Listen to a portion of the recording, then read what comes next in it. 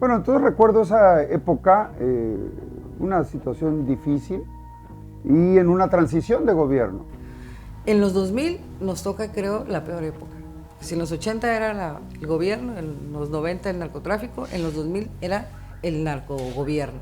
Y nos tocó pues enfrentar ese monstruo de la inseguridad que nunca lo habíamos vivido tan rampante como fue esa situación aquí en Tijuana, ¿no? Con la policía estatal no se podía combatir a la estructura criminal.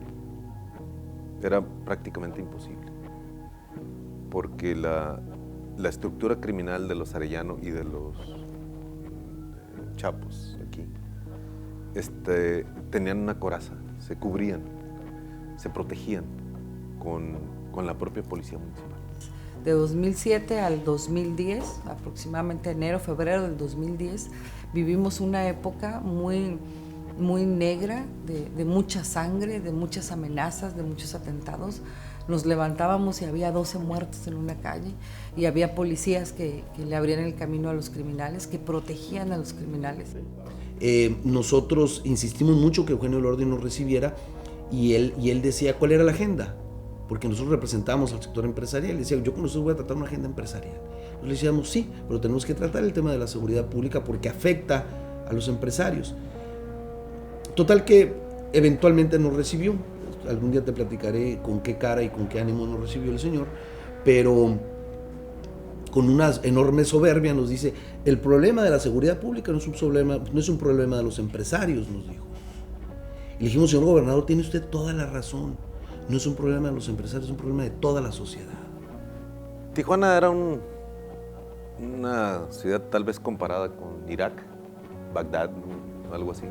Recuerdo una frase, no sé si se la dijeron, o sea, violento Bagdad. Tijuana no es violento. Y en un mes tuvimos 178 muertos en Tijuana. Hubo más muertos en ese mes en Tijuana que en Bagdad. La ciudad, los ciudadanos tenían temor. La ciudadanía, pues, encerrada en sus casas, tenía miedo de salir. La vida nocturna de la ciudad se acabó completamente. Se dio en esos años el éxodo masivo de empresarios ante amenazas de ellos y de sus familias, pues huían de la ciudad. La actividad más productiva de la ciudad, la más remunerativa, era precisamente dedicarse a ser delincuente. Aunado a la inseguridad, pues viene el declive económico. Pero lo principal fue la psicosis social, ¿no? Una psicosis tremenda. Toda la gente tenía miedo de salir, nada más oscurecía y nadie salía. Es que la gente quería soluciones al tema número uno, que era el problema de seguridad. Fuimos a tener una entrevista directa con el Procurador General de la República, que era Cabeza de Vaca, para pedir la presencia federal, que voltearan a vernos a Tijuana, porque no podía seguir esto así. Y abre un correo general que se llama nosotrosivamos@yahoo.com.mx. El nosotros íbamos implicaba, los demás no van a ir porque están corruptos, pero si tú nos dices, nosotros sí vamos a ir. Y la sociedad, que no tenía en quién confiar, que no tenía esa puerta para abrir y denunciar lo que estaba pasando, empieza a responder.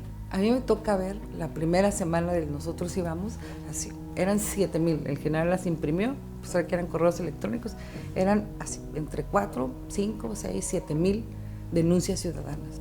Entonces, lo que hice yo fue sacar a todos los policías que estaban en la zona centro, los 70 policías, que tenían una vinculación directa con la gente que operaba aquí de la delincuencia. Los saqué a todos y los eché a la zona contraria. La zona oeste de la ciudad era operada por los Arellano Félix y la zona este era operada por el cártel de Sinaloa. Entonces, los que yo saqué de la zona centro, a todos los 70 oficiales, los saqué y los mandé a la zona este. La mayoría renunció, no se fueron para allá. Tuvieron miedo de que los mataran. Los que fueron para allá, los mataron. Mucha de esta gente que empieza a denunciar de manera anónima, como para asegurarse que el ejército realmente respondiera a este llamado de la sociedad, ¿no? de socorro por parte de la sociedad. Muchos de esos correos nosotros íbamos con copia al semanario Z. Entonces muchas de esas denuncias nos llegaban a nosotros también. Iniciamos nosotros en el 2006, en el 2007, iniciamos una campaña que se llamaba SOS, Salvemos a Tijuana. Una campaña de auxilio pagada y patrocinada por empresarios. Esa campaña la diseñó Coparmex, en el cual en un mensaje muy claro, sin un logo, en blanco y negro, con palabras muy sencillas, decíamos SOS Salvemos a Tijuana. Empezamos con 3 o 4 espectaculares en Tijuana, que los pagábamos nosotros con nuestros propios recursos, y terminamos con más de 80 espectaculares en la ciudad. Empresarios, dueños de espectaculares nos hablaban por teléfono y nos los ofrecían los espectaculares. Entonces fue una gran presión social porque tú ibas por las calles de Tijuana y veías los anuncios.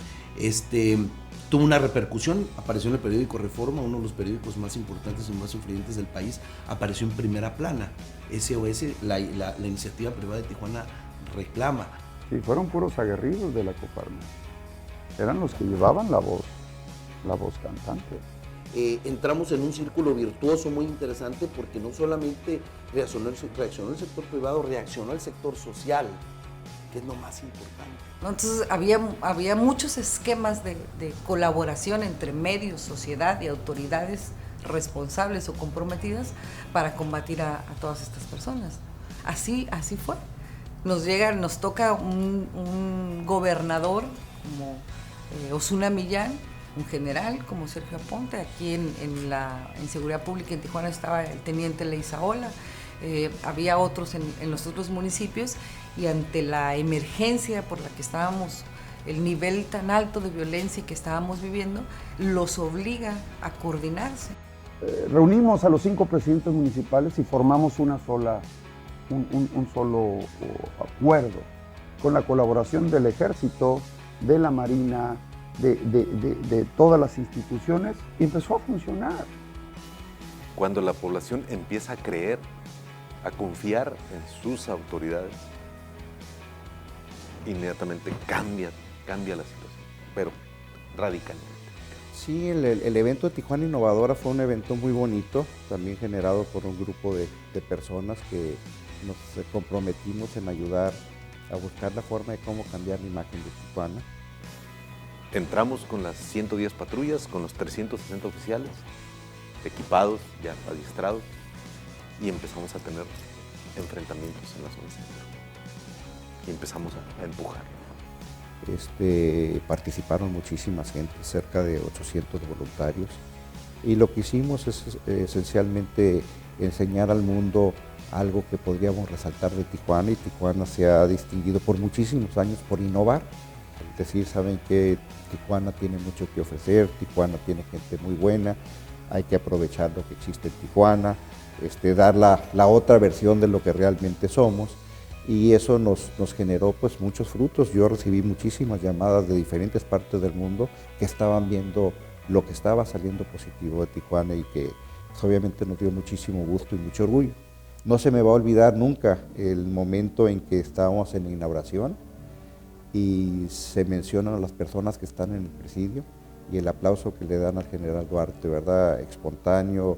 Creo que a mucha gente le salieron las lágrimas de la emoción de ver que realmente había reconocimiento, que la sociedad estaba unida buscando la forma de cómo poder ayudar, y él encabezando esa parte tan difícil, ¿verdad? Que fue pues, para nosotros un parteaguas. Fue algo muy bonito, y lo reconocemos a todos los que participaron en eso. En ese evento, por ejemplo, una de las cosas que muy poca gente se enteraron, invitamos a 40 de los empresarios más importantes de empresas en el mundo que estuvieron y comieron con el presidente de la República, y donde hubo intercambio también con ellos de lo que estaba pasando y hasta dónde íbamos. Un cambio de cultura nos lleva a una generación. Entonces, el único garante que puede garantizar que esto suceda son los ciudadanos, si se adueñan del proyecto. Por eso hoy me da gusto que una institución como Coparmex esté ahora documentando esto. Sin voluntad política, aunque tengan el mejor estratega en una ciudad, aunque tengan los mejores empresarios, comprometidos, dispuestos a participar.